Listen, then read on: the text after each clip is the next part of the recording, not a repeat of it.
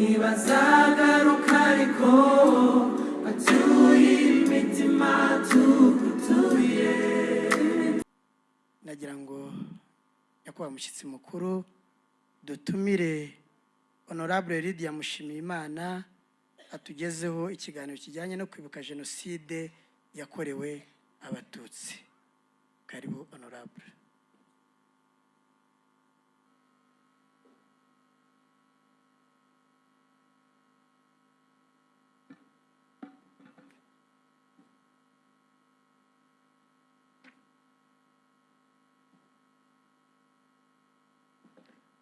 Nyakubahwa Minisitiri w'Ubutegetsi bw'Igihugu akaba n'umushyitsi mukuru, Nyakubahwa Umunyamabanga wa Leta muri Minisiteri y'Ubutegetsi bw'Igihugu, Banyakubahwa Badepite, Nyakubahwa Guverineri w'Intara y'Uburasirazuba, Nyakubahwa Meya w'Akarere ka Kayonza n'abandi bayobozi b'akarere uturere dutandukanye muri hano, Banyakubahwa muhagarariye inzego z'umutekano muri hano, Nyiricyubahiro Musenyeri wa Diyosezi ya Kibungo, Diyosezi Gatolika ya Kibungo, Nyakubahwa Musenyeri wa Diyosezi Anglikani ya Gahini, Banyakubahwa mutandukanye teraniye hano, bavandimwe barokotse jenoside yakorewe abatutsi teraniye aha, cyane cyane abafite ababo baruhukiye muri uru rwibutso n'abafite imibiri turi bushyingure uyu munsi, bashyitsi bahire baje kwifatanya natwe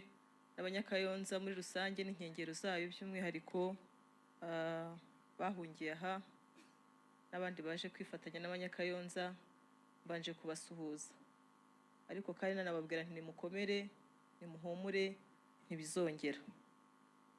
None duteraniye aha ngaha twibuka ku nshuro ya 32 jenoside yakorewe abatutsi.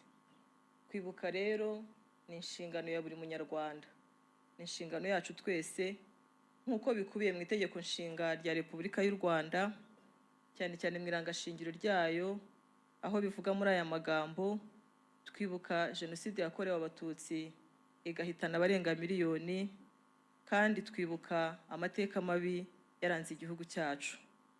Itegeko nshinga rero risobanura ko kwibuka bigendana nanone no kurwanya ingengabitekerezo ya jenoside. Rikabivuga muri aya magambo ati: twiyemeje kurandura burundu ingengabitekerezo ya jenoside n'ivangura n'amacakubiri aho byagaragarira hariho hose, byaba irishingiye ku moko, ku turere n'ibindi. Nanone ni inshingano kubera ko muri iri tegeko nshinga rya Repubulika y'u Rwanda, cyane cyane mu ngingo ya 10 ahagaragara amahame remezo Leta y'u Rwanda yiyemeje kugenderaho, hashimangira neza amahitamo y'u Rwanda.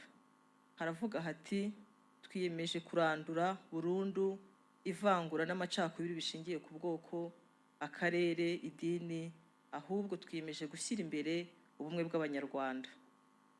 Bavandimwe, imizi y'ingengabitekerezo ya jenoside ifite aho ishingiye, ifite inkomoko mu bukoroni. Abakoroni baraje basenya ubumwe bw'Abanyarwanda, binjiza amacakubiri, bimika itoteza, birakura, bishyigikirwa kandi na Repubulika ya mbere n'iya kabiri binyuze mu mashyaka yariho icyo gihe.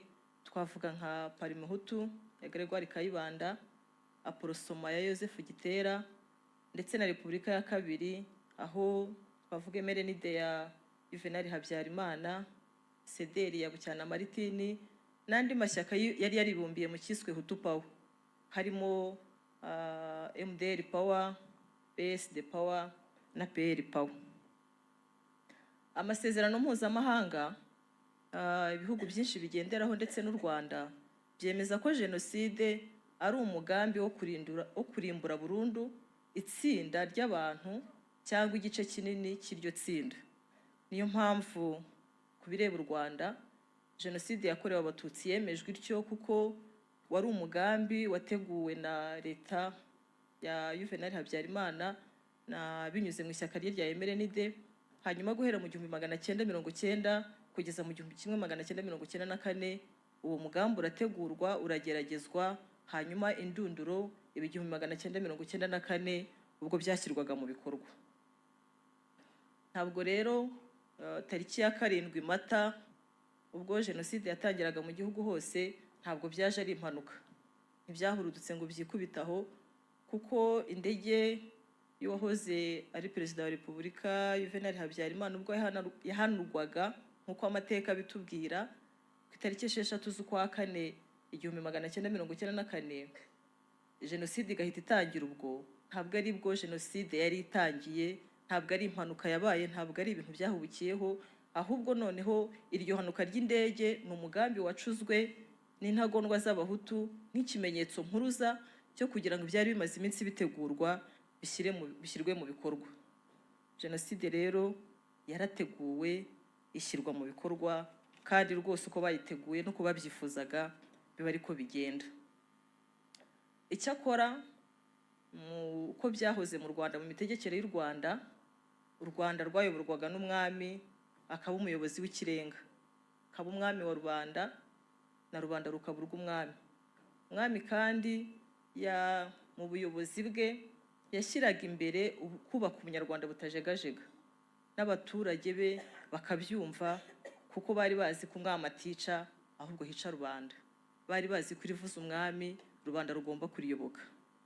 Abakoloni rero n'abamisiyoneri baje babonye ko ntaho bazamenera, batazabasha gutatanya ngo bigarurire igihugu kubera ubwo bumwe butajegajega umwami yari yarubatse. Nibwo bahisemo gushaka uko bamwikiza, aribwo umwami w'u Rwanda Yuhi wa gatanu Musinga wabangamiye imikorere y'abakoloni b'Ababiligi, baramuciye. Babonaga ko batazakorana nawe, bamucira ikongo, ahubwo bahitamo kumusimbuza umuhungu we Mutara wa gatatu Rudahigwa. Icyo gihe bibwiraga ko ubwo umwami Musinga bamwikishije, wenda uwo bimitse, cyane cyane ko yari yaramaze no kwemera imyizerere yabo, akabatizwa kwinjira mu idini rya Gatolika, bibwiraga yuko we azaborohera.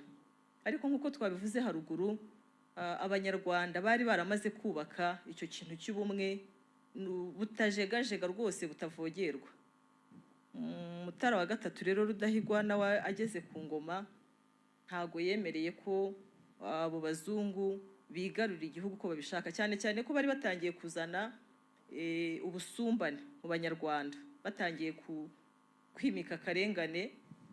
Hanyuma we afatanije n'inama nkuru y'igihugu, twagereranya ubu ngubu n'inteko ishinga amategeko, afatanije kandi n'abakozi, ishyirahamwe ry'abakozi b'abanyarwanda bari baribumbiye hamwe mu cyitwa runari, batangiye kurwanya iyo mikorere y'abakoloni, barayirwanya, ndetse noneho batangira no gusaba ubwigenge.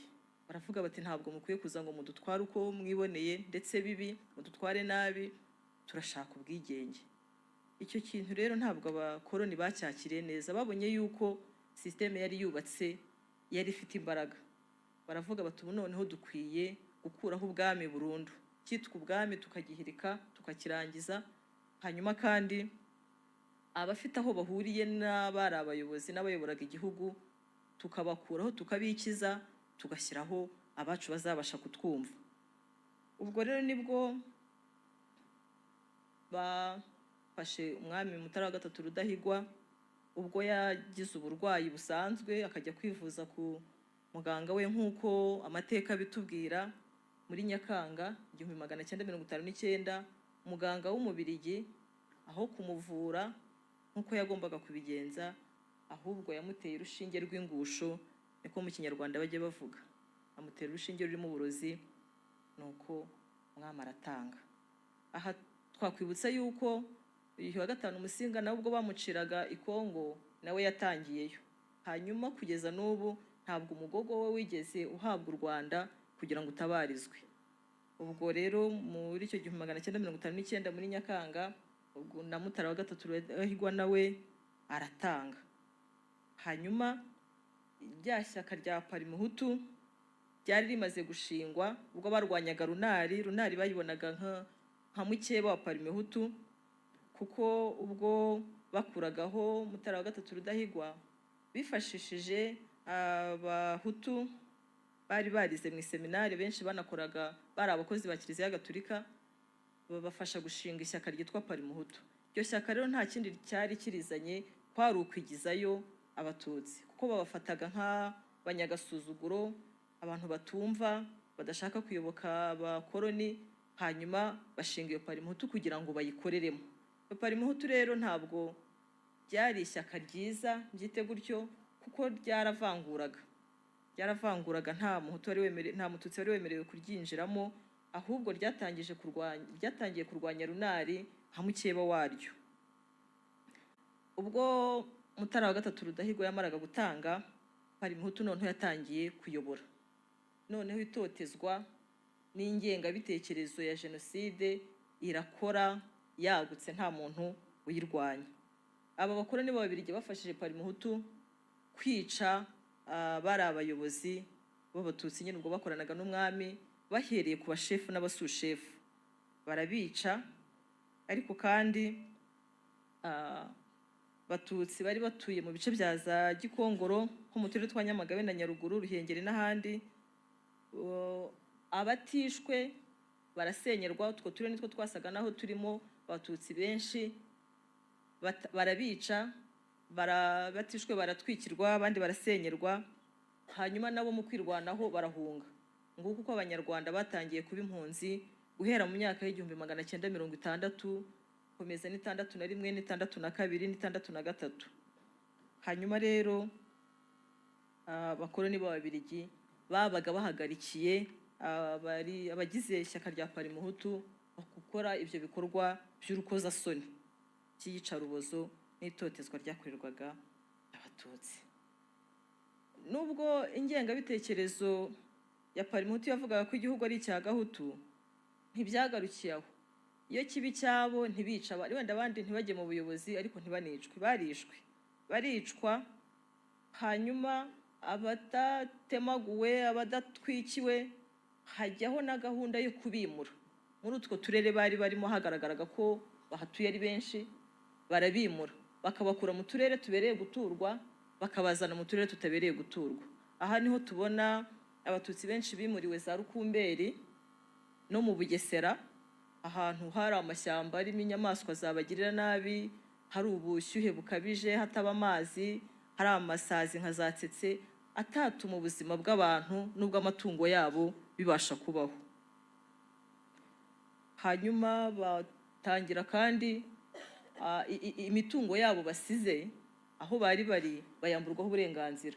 Ubwo ari nako impunzi zahunze, bari barahungiye mu bihugu bidukikije. Amateka agenda agaragaza ko hari bahungiye cyane cyane Kongo, bakuhungira i Burundi, Tanzania, Uganda, Kenya n'ahandi hatwegereye. Abahunze uko bakomeza basaba kugaruka, leta ntibyemere, ahubwo mu 1966 leta ya Perezida Kayibanda ishyiraho itegeko ko nta mpunzi yemerewe kugaruka. Ubwo baba bambuwe uburenganzira ku gihugu gutyo. Ntibyagarukiraho, ahubwo n'imitungo yabo nta burenganzira bayifiteho, na bene wabo basigaye nta burenganzira bayifiteho. Ako karengane karakura kaba karemerwa, abatotezwa barabyakira ko ariko bigomba kugenda, n'ababatotezaga bumva ko bagomba gukomeza kubikora gutyo.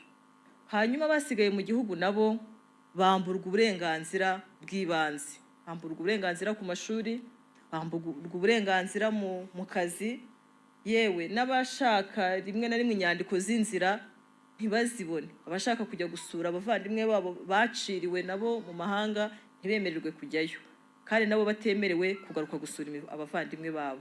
Karengane karakura, rimwe na rimwe bakanabima uburenganzira bwo kubaka cyangwa gutura. Basa naho bambuye igihugu kandi bakirimo. Gutoteza Abatutsi rero byinjijwe muri politiki, kandi igihe cyose havukaga ibibazo byitirirwaga Abatutsi. Ndetse yewe n'imbere mu ishyaka rya Parimuhutu ibibazo byavukagamo bavugaga yuko ari Abatutsi babiteje, ko aribo bagiye kubagonganisha. Ariko si uko ariko babibonaga, ahubwo babaga bashaka urwitwazo rw'uko babica, babasenyera, babasahura, babagirira nabi mu buryo butandukanye. Za mpunzi rero zahunze kandi zikangirwa kugaruka mu gihugu, zatangiye kwirwanaho. Mu 1962 barinjiye batangiye gukora udutero shuma, binjirira mu Bugesera. Hanyuma binjirira Nyagatare, ubwo ni cyahoze ari Byumba, prefecture ya Byumba. Mu 1963 akandi gatero shuma kinjirira mu Bugesera, ubwo cyane cyane n'abari baturutse i Burundi. Noneho aho kugira ngo leta ishake uburyo bwo gukemura ibyo bibazo wenda binyuze mu biganiro cyangwa mu zindi nzira za politike, ahubwo bafata icyemezo cyo kubarwanya, bababuza kugaruka iwabo. Ntibabarwanye bonyine wenda ngo habeho inzira za gisirikare zo guhangana umusirikare ku wundi, ahubwo batangira no kwica abatutsi bari imbere mu gihugu.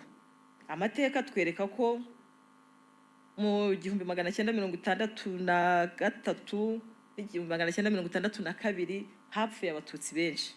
Za Gikongoro hapfuye abarenga ibihumbi 2,000 1962, no mu tundi duce twose tw'igihugu 1963 hapfa ababarurwaga bagera mu bihumbi 35. Niko ubushakashatsi bwagaragaje. Za Ruhengeri, Gisenyi, Nyanza, Kibuye, mbese igihugu cyose ubwicanyi burakwira. Ubwo bwicanyi rero bwategurwaga bukanakorwa na Parimehutu na leta yabo ya Gregoire Kayibanda, ndetse akajyohereza n'abaministre n'abandi bayobozi mu nzego nkuru z'igihugu kujya kureba uko ubwo bwicanyi bukorwa, ngo barebe yuko babushyira mu bikorwa neza. Ikindi kandi Kayibanda, Perezida Gregoire Kayibanda ntago yigeze ahwema kugaragaza urwango yari afitiye abatutsi. Mu mbwirwaruhame ze nyinshi wenda tutasubiramo hano, wagira amatsiko ya bisoma, nyandiko zirahari, kenshi yagendaga agaragaza yuko yanze abatutsi. Igitangaje rero cyangwa se wenda kibabaje nuko ubwo Repubulika ya mbere yavagaho muri Nyakanga 1963, binyuze muri coup d'etat yakozwe na General Major Juvenal Habyarimana, wari usanzwe ari na ministre muri Repubulika ya mbere. Habayeho coup d'etat, hanyuma yizeza abanyarwanda ubumwe n'amahoro n'amajyambere. Biba nk'indirimbo rwose, abantu bose barabimenya yuko ari ubumwe, amahoro n'amajyambere.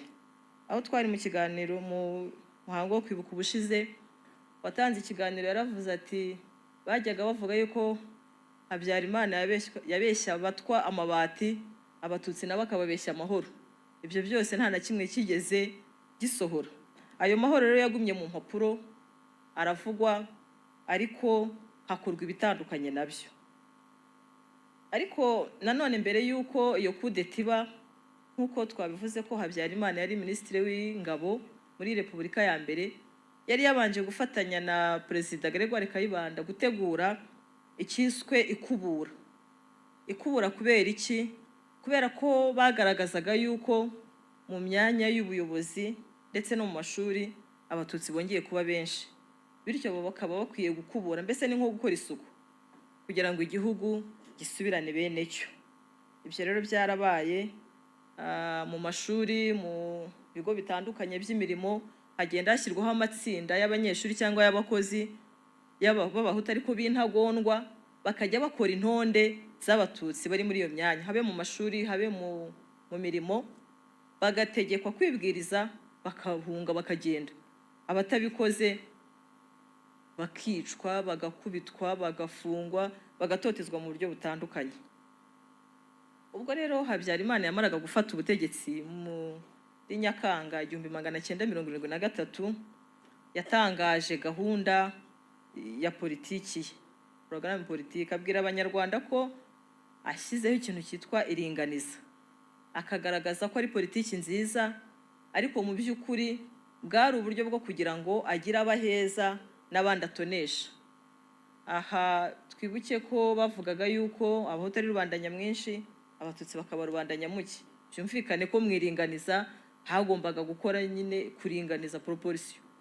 Niba abatutsi ari bakeya mu mashuri no mu buyobozi bagomba kuba bake, niba abahutu ari benshi mu mashuri no mu buyobozi nibo bagomba kuba benshi. Aha rero hazamukiye cyane ikintu cyitonesha, atonesha cyane abaturukaga mu bice by'iwabo by'Urukiga n'Ubushiru za Gisenyi, amaperefegitura ya Gisenyi na Ruhengeri n'igice kimwe cya Byumba, ibyumba cyane cyane mu gice cy'iwabo wa Felicien Kabuga, umuherwe wari icyegera cya Emerenide, cyane ko bivugwa ko yari na ba mwana we ko yari yarashyingiye abakobwa be babiri, akabashyingira abahungu babiri ba Perezida Habyarimana Juvenal. Ubwo uko iryo totezwa n'akarengane byakomezaga kugwira bikorerwa abatutsi, niko igitutu cy'impunzi nacyo cyakomezaga kwiyongera zishaka kugaruka mu gihugu.